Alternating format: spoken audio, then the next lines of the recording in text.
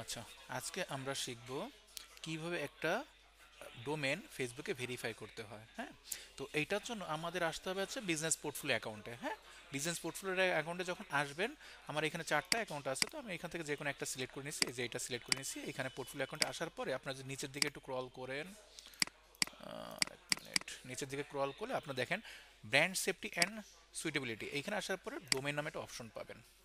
এখানে আসার পরে অ্যাডে আসেন। অ্যাডে আসার পরে আপনার যে ডোমেনটা আছে সেই ডোমেনের লিঙ্কটা এখানে দিবেন। তো আমাদের যে ডোমেনটা আছে এটা লিঙ্ক আছে এই যে এইটুকু আমি কপি করে নিলাম, এটা ডোমেন। হ্যাঁ, তো এইখান থেকে আপনার এই সামনের অংশটুকু কেটে দিবেন, প্লাস লাস্টে স্ল্যাশটা কেটে দিয়ে অ্যাড করেন।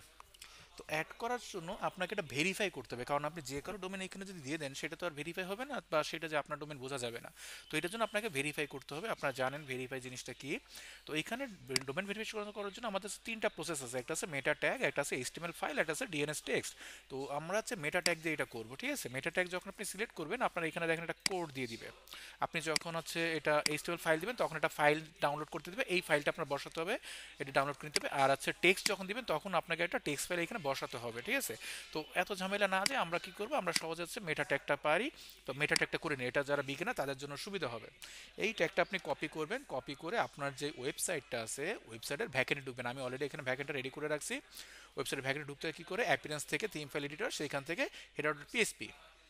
এইখানে আসার পরে আপনি খুঁজবেন আপনার হেড সেকশনটা কোথায় আছে। এই যে আমার হেড সেকশনটা আছে, এখান থেকে আপনি একটা বা দুইটা ইন্টারপ্রেস করে জাস্ট এই পেজটা, মানে এই ট্যাগটা এখানে পেস্ট করে আপডেট ফাইল করে দেন। আপডেট ফাইল করে আপনি কুকিজটা একটু ক্লিয়ার করে নেন। এবার আপনি চলে আসেন আপনার ফেসবুকে। এখন দেখেন আমাদের এখানে নট ভেরিফাইড, তো আপনার এই ট্যাগটা বসানো হয়ে গেছে। এবার ভেরিফাই ডোমেনে ক্লিক করেন। দেখেন এখনই আপনার এটা ভেরিফাই হয়ে যাবে, এই যে অলরেডি ভেরিফাই হয়ে গেছে। তো অ্যাকচুয়ালি এটা ভেরিফাই করলে কি হয়, ভেরিফাই করলে আপনার যে ব্র্যান্ডটা সে ব্র্যান্ড অথরিটির বাড়ে, প্লাস আপনার যে ট্র্যাকিং যেটা আমরা করে থাকি ফেসবুকের কনভার্সন ট্র্যাকিং যেটা, সেটা আরও স্মুথ হয়।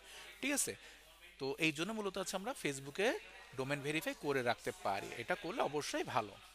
তো আপনারাও আপনাদের প্রয়োজন মতো এটা করে নেবেন। ঠিক আছে, ওকে।